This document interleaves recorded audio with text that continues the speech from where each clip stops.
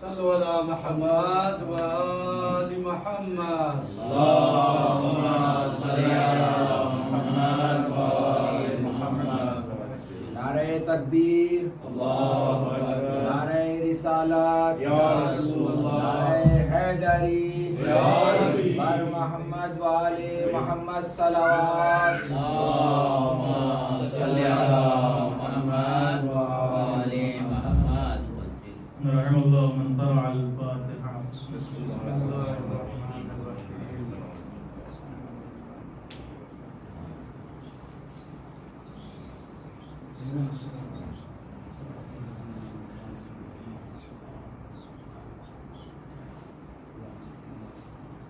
لا حول ولا قوة إلا بالله العلي العظيم.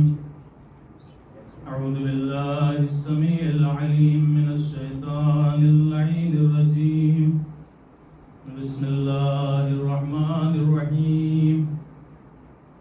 الحمد لله رب العالمين، والصلاة والسلام على سيدنا ونبينا ومولانا بالقاسم محمد.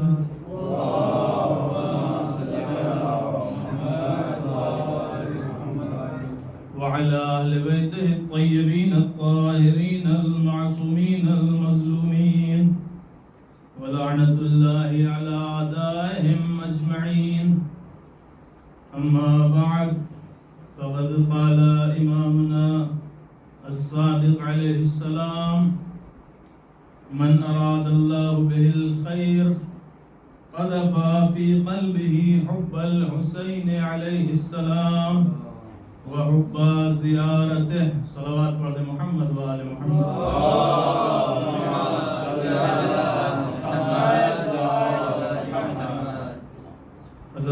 عزاداران محترم، سامعین کرام،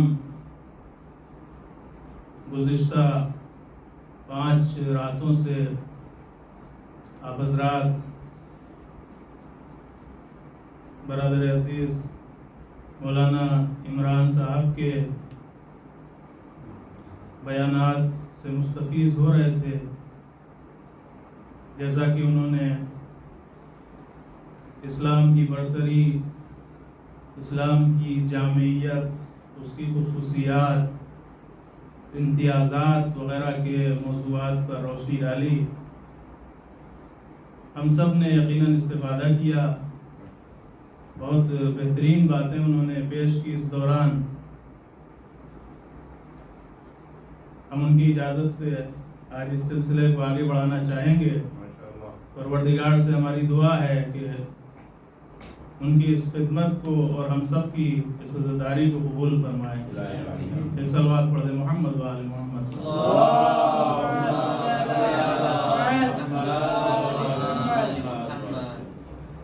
عزیزو، جس حدیث مبارکہ کو آپ حضرات کے سامنے پیش کیا، اس میں ہمارے اور آپ کے چھٹے امام حضرت امام جعفر صادق علیہ السلام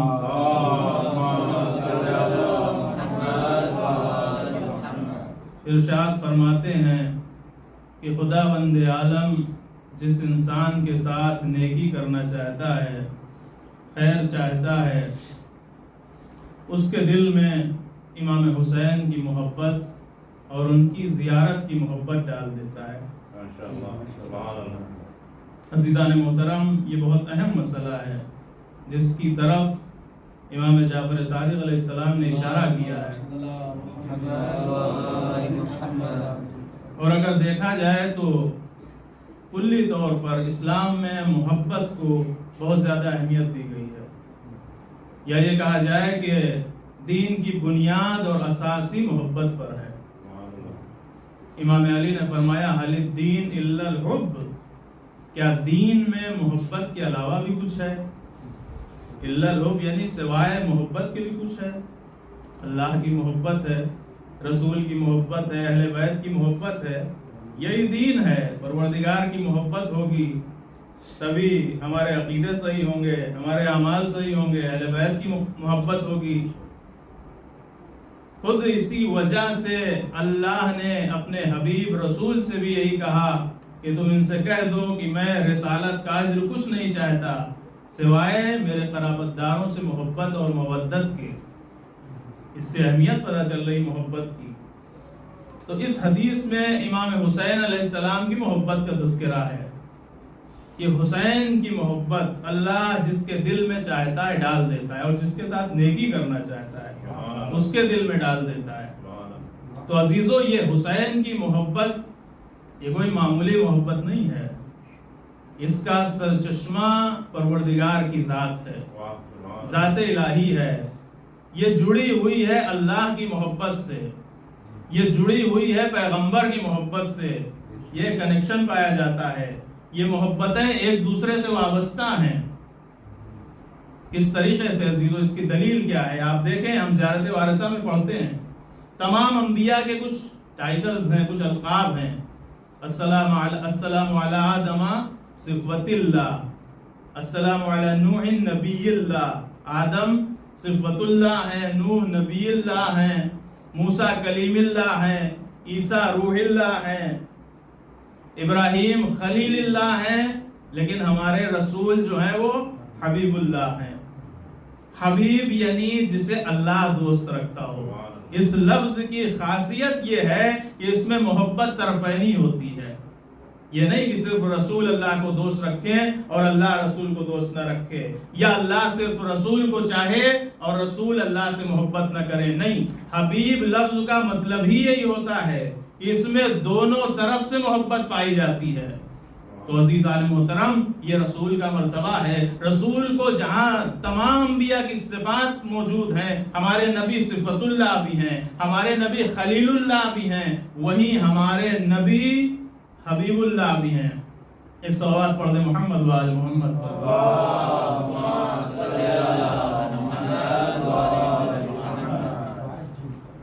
تو ہمارے نبی کا لقب ہے حبیب اللہ، یعنی اللہ انہیں دوست رکھتا ہے، اللہ انہیں چاہتا ہے۔ اور عزیزان محترم، رسول کی حدیث ملاحظہ فرمائیں، رسول نے کیا کہا؟ حسین منی وانا من حسین، احب اللہ من احب حسینا۔ حسین مجھ سے ہے اور میں حسین سے ہوں، پروردگار تو بھی اسے دوست رکھ جو حسین کو دوست رکھے۔ تو عزیزان محترم، کیا سمجھ میں آیا؟ گویا یہ محبت کا ایک سلسلہ ہے جو اللہ سے شروع ہوتا ہے۔ پہلی محبت اللہ کی ہے، اس کے بعد رسول کی ہے، اس کے بعد اہل بیت کی ہے، یعنی اگر رسول حبیب خدا ہیں تو حسین بھی حبیب خدا ہیں، چونکہ حسین رسول کا جز ہیں۔ رسول کہہ رہے ہیں حسین منی، گویا یہ بات سمجھ میں آتی ہے کہ حسین صرف حبیب خدا نہیں ہے بلکہ حبیب رسول خدا بھی ہیں۔ ایک صلوات پڑھ دیں محمد و آل محمد۔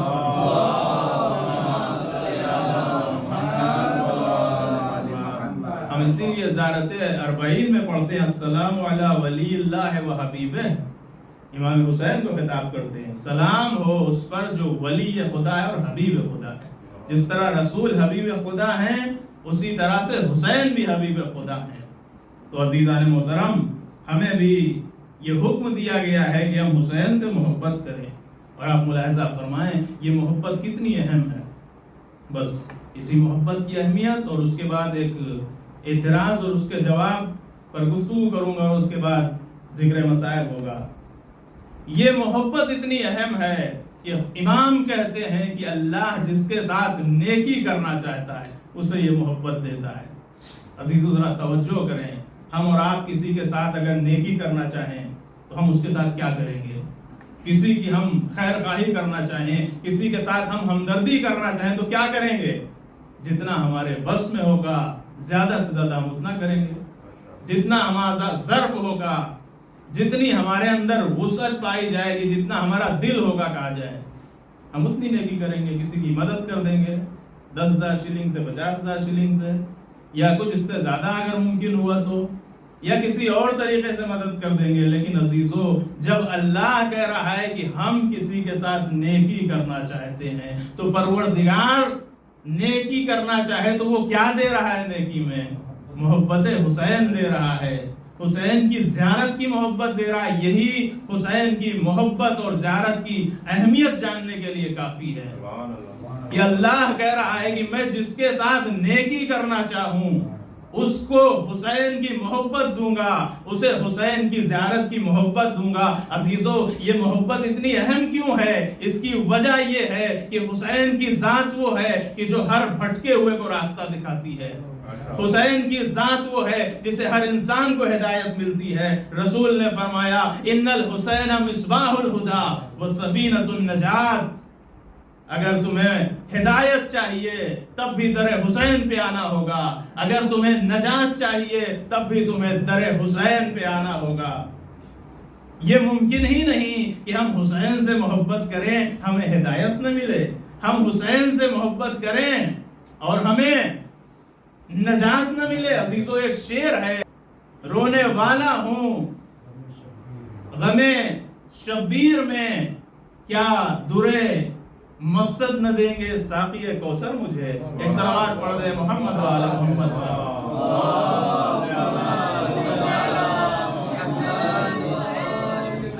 تو عزیزان محترم، اس محبت کے ذریعے ہمیں بہت کچھ ملتا ہے۔ یہ محبت اتنی اہم ہے کہ اللہ جس کے ساتھ نیکی کرنا چاہتا ہے اسے ایسا گفٹ دیتا ہے، اسے ہدیہ دیتا ہے۔ اب آپ دیکھیں، اس کی اہمیت دیکھنا ہے تو آئیے حدیثوں میں آئیے۔ بہت سی حدیثیں ہیں۔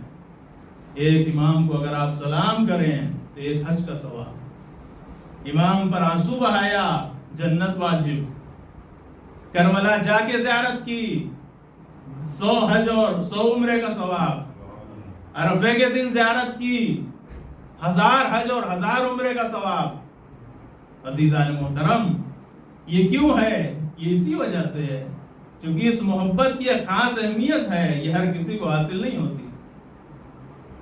عزیزو، یہاں پر بعض یہ سوال کرتے ہیں اور یہ پیش آیا ہے شبہ کہ یہ جو حدیثیں ہیں کہ جن میں اتنا زیادہ ثواب بیان کیا گیا ہے، آخر کیوں کر ممکن ہے؟ پہلے زمانے میں حج کوئی آسان چیز نہیں تھی، سال بھر لگ جاتا تھا، کبھی کبھی کتنی مشکلات اٹھا کے لوگ سفر کرنے کے لیے جاتے تھے۔ آج کے زمانے جیسا نہیں تھا کہ چند گھنٹے کا سفر ہوا، چند دن میں حج مکمل ہوا اور ہم واپس آ گئے، ایسا نہیں ہے۔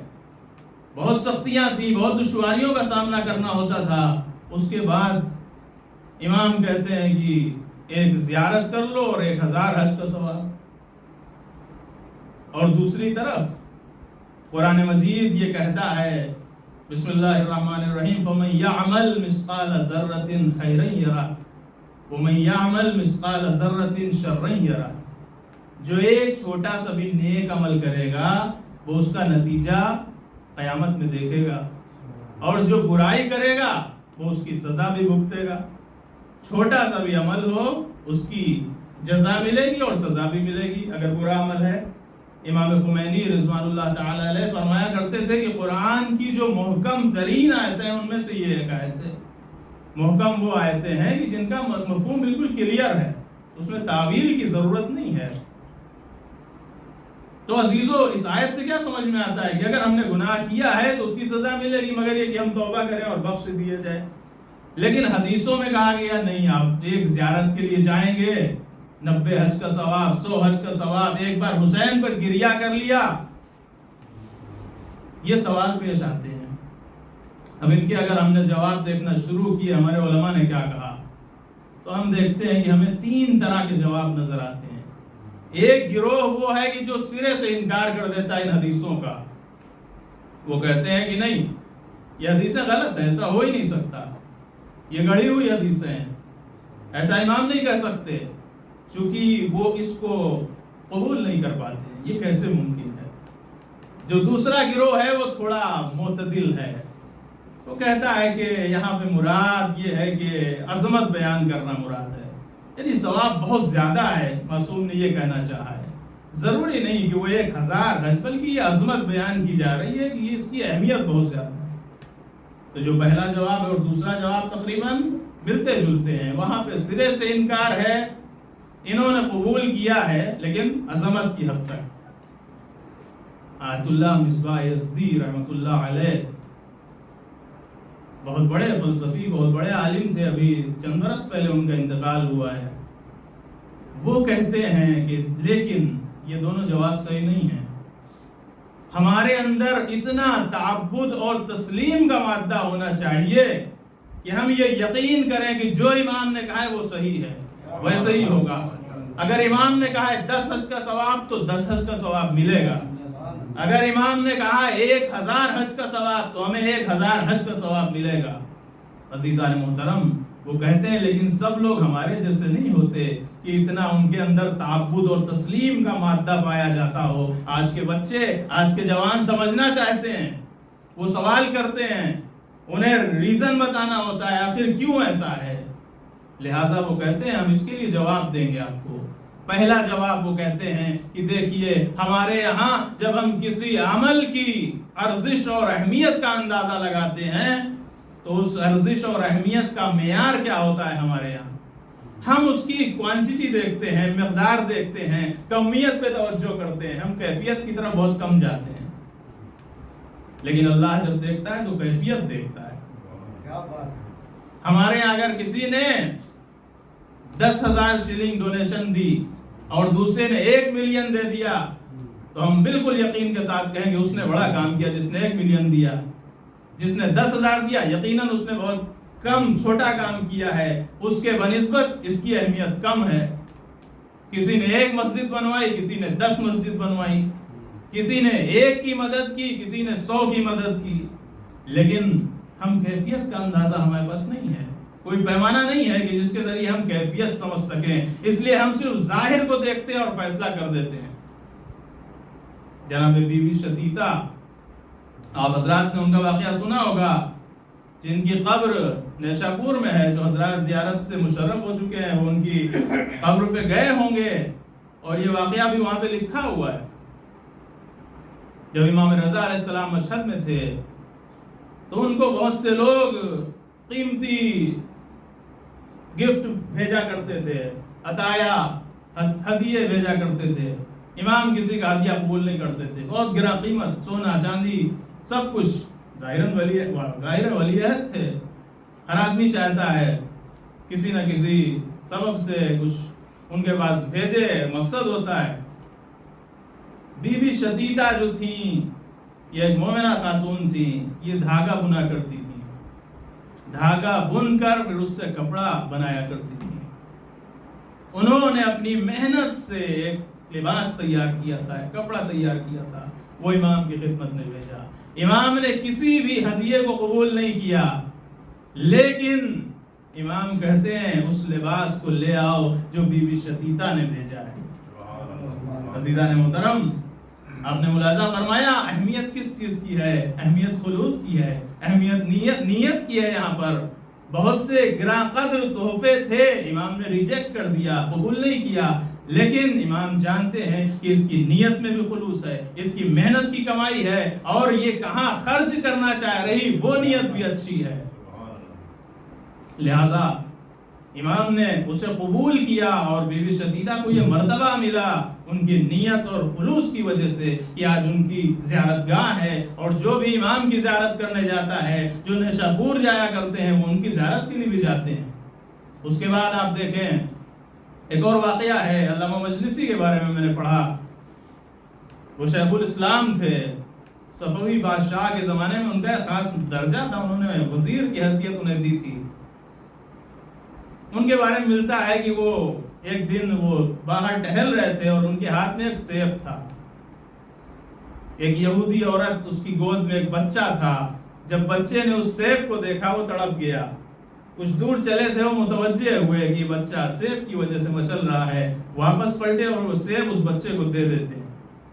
کچھ دن کے بعد کسی نے، ان کے عزیز نے، چاہنے والے نے انہیں خواب میں دیکھا ان کی وفات کے بعد، اور ان سے پوچھا کہ آپ نے بڑے کام کیے ہیں، آخرت میں اس دنیا میں آپ کو کون سی چیز کام آئی؟ تو علامہ مجلسی نے کہا میری آخرت میں صرف وہی میرا عمل کام آیا جو میں نے سیب اس دن اس بچے کو دیا تھا۔ تو عزیزان محترم، ملاحظہ فرمایا آپ نے، ہمارے یہاں جب دیکھا جاتا ہے، ہم جب اندازہ لگاتے ہیں کسی عمل کی اہمیت کا، تو ہمارے یہاں کمیت اور مقدار کوانٹٹی جو ہوتی ہے وہ مد نظر ہوتی ہے، لیکن اللہ کے یہاں عمل میں خلوص اور اس کی کیفیت دیکھی جاتی ہے۔ تو عزیزو اب آپ ملاحظہ فرمائیں، یہ ذکر حسین، یہ عزاداری حسین، یہ حسین پر گریہ، یہ حسین کی زیارت، اس کی اگر کیفیت کا اندازہ لگانا ہو تو بس اتنا کہنا کافی ہے کہ اس میں محبت حسین شامل ہے، اور جس عمل میں حسین کی محبت شامل ہو جائے اس کی برابری کوئی عمل نہیں کر سکتا۔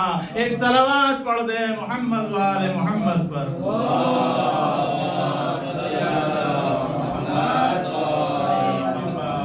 تو عزیزو یہ تھا پہلا جواب۔ اس کے بعد خود علامہ مصباح یزدی دوسرا جواب دیتے ہیں، وہ کہتے ہیں دیکھیے ہم نے جو دینی متون میں پڑھا ہے، جو دینی کتابوں میں پڑھا ہے، جو قرآن میں پڑھا ہے، جو حدیث میں پڑھا ہے، اس کے لحاظ سے کسی بھی عمل کی اہمیت کس بنیاد پہ ہوتی ہے؟ جتنا زیادہ وہ عمل ہمیں اللہ سے قریب کرے، اللہ سے رابطے کا ذریعہ بنے اور ہماری توجہ کو اللہ کی طرف برقرار کرے، وہ عمل سب سے زیادہ اہم ہے، جو اللہ سے ہمیں تقرب بخشے، جو اللہ کی طرف ہمیں متوجہ کرے، جو اللہ کی طرف ہمیں لے جائے۔ یہی وجہ ہے حدیث میں فکر الساعۃ خیر من عبادت السنہ، ایک لحظے کی فکر، سوچنا، تفکر کرنا کبھی کبھی ایک سال کی عبادت سے بہتر ہو جاتا ہے۔ کیوں؟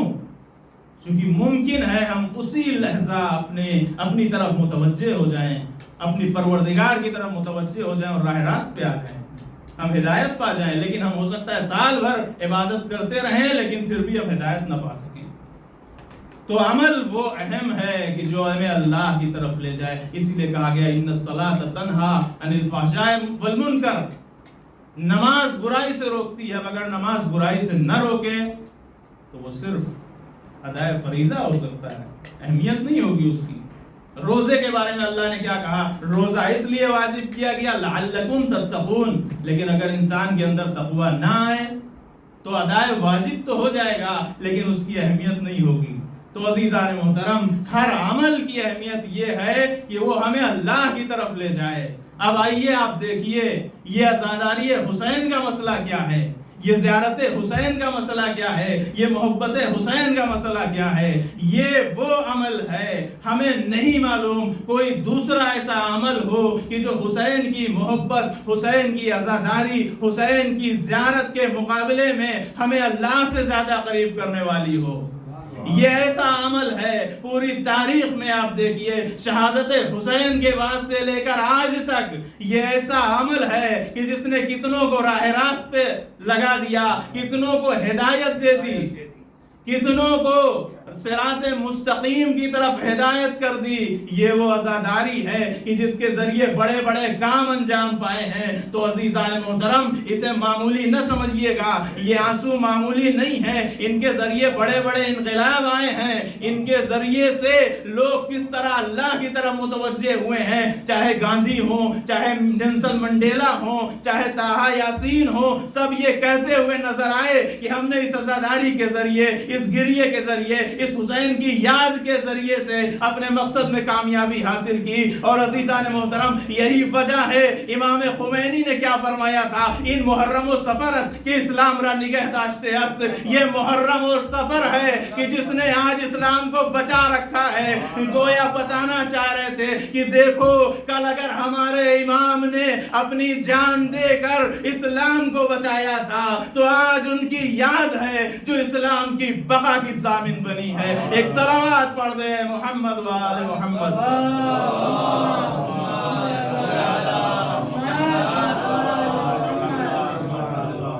تو عزیزو، اسے ہم معمولی نہیں سمجھ سکتے، یقیناً یہ بہت اہم ہے اور یہ ہدایت کا ذریعہ ہے، لیکن ہاں یہ یاد رہے کہ ہمارے آنسو، ہماری عزاداری، ہماری محبت، ہماری زیارت، یہ سب معرفت کے ساتھ ہونا چاہیے، عمل سے فرار کا بہانہ نہیں ہونا چاہیے کہ ہم آنسو بہا لیا، اب ہمیں کسی کام کی کوئی ضرورت نہیں، ہمیں نماز روزے سے کوئی واسطہ نہیں۔ اگر ہم ایسا کریں گے تو یقیناً ہمیں اس کا جواب دینا ہوگا۔ عزیزو، بس دامن وقت میں گنجائش نہیں ہے، جو بات میں نے عرض کی کہ حسین کی محبت کو خدا نے مومن کے دلوں میں قرار دیا ہے. کیوں؟ چونکہ حسین جزء رسول ہیں، حسین منی کا مصداق ہیں، ہمارے رسول حبیب اللہ ہیں، اور حسین حبیب خدا ہیں. حسین حبیب خدا بھی ہیں، حبیب رسول خدا بھی ہیں. بس ایک جملہ کہنا چاہتا ہوں، جو حسین کا حبیب ہو اس کی منزلت کیا ہوگی؟ جسے حسین اپنا حبیب کہیں. ابھی آپ نے مرثیے میں ملاحظہ فرمایا، میں حسین کا حبیب ہوں، میری برابری کون کر سکتا ہے؟ جو حسین کا چاہنے والا ہو، جس کے بارے میں رسول یہ کہیں یہ میں حبیب سے اس لیے محبت کرتا ہوں چونکہ حبیب حسین سے محبت کرتا ہوں. عزیزان محترم، بس آپ متوجہ ہو گئے، آج کی شب ہمارے یہاں جناب حبیب کا تذکرہ کیا جاتا ہے. جناب حبیب کی ذات گرامی وہ ذات ہے کہ جن کا اصحاب میں ایک نمایاں مقام ہے. رسول کے صحابی بھی ہیں، امام علی کے صحابی بھی ہیں، امام حسن اور امام حسین کے ساتھ بھی دیا ہے.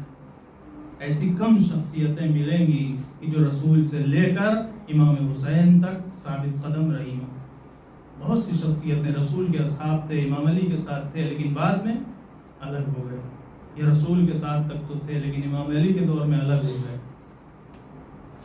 امام علی کے ساتھ تینوں جنگوں میں، جمل، صفین، نہروان میں آپ ساتھ ساتھ تھے، آگے بڑھ کے لڑے.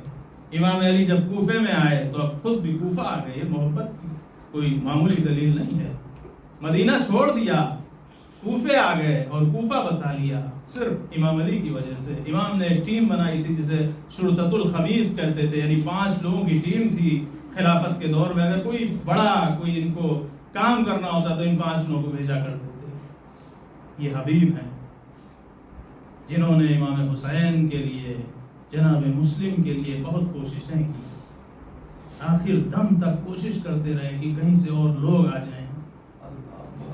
جا کے گفتگو کی قبیلہ بنی اسد والوں سے.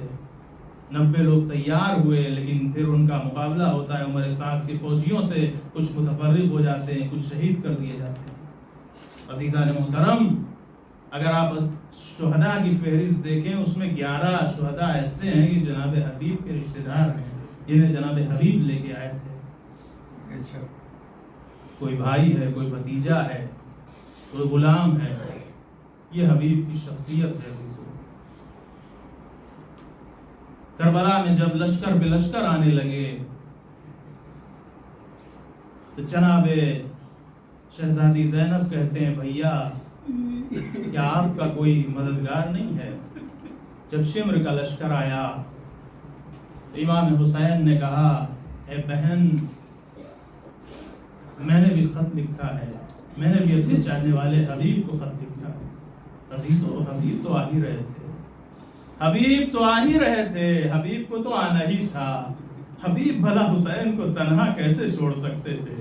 لیکن ہاں، یہ بہن کا اصرار تھا، یہ بہن کی بات رکھنا تھا کہ حسین نے جناب حبیب کو خط لکھا. الى حسین ابن علی الى الرجل الفقیر حبیب ابن مظاہر الاسدی. حسین کی طرف سے یہ خط، اس کے نام رجل فقیر، دین شناس، حبیب کی طرف، حبیب ابن مظاہر کی طرف. عزیزو، حسین نے خط کو قاصد کو دیا، قاصد لے کے چلا. ادھر حبیب دسترخوان پہ ہیں، کھانا تناول کرنے جا رہے ہیں. کسی نے دق الباب کیا ہے. حبیب نے پوچھا، من علی الباب، دروازے پہ کون ہے؟ آواز آئی، انا برید الحسین، میں حسین کا قاصد ہوں. عزیزو، حسین کا نام سنا، حبیب بے چین ہو کے دروازے پہ آئے. ایک مرتبہ خط کو لیا، خط کو آنکھوں سے لگایا، خط کا بوسہ لیا، سر پہ رکھا، تحریر پہچانی، پڑھنا شروع کیا. اے حبیب، تم تو جانتے ہو نا میری رسول سے کیا قرابت ہے. تمہیں تو کچھ بتانے کی ضرورت نہیں ہے. تم تو میری منزلت سے، میرے فضائل سے آشنا ہو، میں کون ہوں. حبیب، اب فضائل سن چکے، اب ذرا مصائب بھی سن لو. تمہارا حسین نرغ عادہ پہ گر گیا ہے، اگر ہو سکے تو مدد کے لیے آ جاؤ. ہاں عزادارو، حبیب نے خط کو پڑھا، زوجہ نے پوچھا کس کا خط تھا؟ حبیب کہتے ہیں میرے مولا حسین ابن علی کا خط ہے۔ زوجہ پوچھتی ہے کیا لکھا ہے؟ کہا حسین نرغے آدھا میں گر گئے ہیں، ہمیں مدد کے لیے بلا رہے ہیں۔ زوجہ پوچھتی ہے حبیب پھر کیا ارادہ ہے؟ ایک مرتبہ حبیب نے کہا میں جانا تو چاہتا ہوں لیکن مجھے تیرا خیال آ جاتا ہے کہ میرے جانے کے بعد تیرا کیا ہوگا۔ ایک مرتبہ زوجہ کو غیظ آ گیا۔ زوجہ کہتی ہے حبیب تمہیں کیا ہو گیا ہے؟ نواز رسول تمہیں بلا رہا ہے اور تمہیں ہماری فکر ہے، کل روز محشر فاطمہ کو کیا جواب دو گے؟ ہاں زیادہ رو۔ حبیب نے کہا ہے زوجہ میں تو تیرا امتحان لے رہا تھا۔ حبیب نے زوجہ کو دعائیں دی، بھلا یہ کیوں کر ممکن ہے کہ میرا حسین مجھے بلائے اور میں اس کی مدد کے لیے نہ جاؤں؟ ہاں زیادہ رو۔ اب حبیب ہیں کس طریقے سے جائیں؟ راستے بند ہیں، ناکہ بندی ہے، کوفے سے کسی کو نکلنے کی اجازت نہیں ہے۔ ایسے میں حبیب نے غلام کو گھوڑا دیا، تو جا کر اس گھوڑے کو لے کر شہر سے باہر چلا جا، میں کسی طریقے سے راستہ بدلتے ہوئے تجھ تک پہنچ جاؤں گا۔ اب جو حسین غلام لے کے گھوڑے کو آگے بڑھا، کوفے سے باہر پہنچا، حبیب گلیوں سے ہوتے ہوئے بازاروں سے ہوتے ہوئے چھپتے چھپاتے وہاں تک پہنچتے ہیں جہاں پر غلام اپنا گھوڑا لیے ہوئے ہیں۔ عزیزو کہتے ہیں کہ حبیب نے غضب منظر دیکھا۔ جب حبیب کو پہنچنے میں تھوڑا دیر ہوئی تو کیا دیکھا؟ گھوڑا اپنی ٹاپیں زمین پہ مار رہا تھا اور غلام کہہ رہا تھا اے میرے گھوڑے، اے میرے آقا کے گھوڑے، اگر میرے آقا کو آنے میں دیر ہوئی تو میں تجھ پہ سوار ہو کر حسین کی مدد کے لیے جاؤں گا۔ جب حبیب نے جملہ سنا ایک مرتبہ حبیب کو رونا آ گیا۔ اللہ اللہ میرے مولا پہ یہ وقت آ گیا کہ بے جان آنسو بہائیں، غلام جان قربان کرنے کو تیار ہوں۔ اجرکم اللہ۔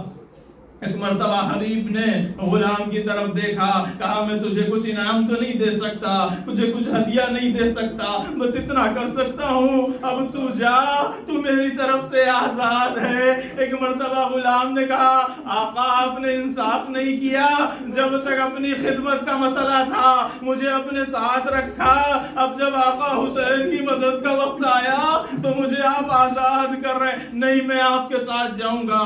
حبیب کہتے ہیں غلام تم بھی میرے ساتھ چلو۔ آقا اور غلام کربلا کی طرف روانہ ہوئے۔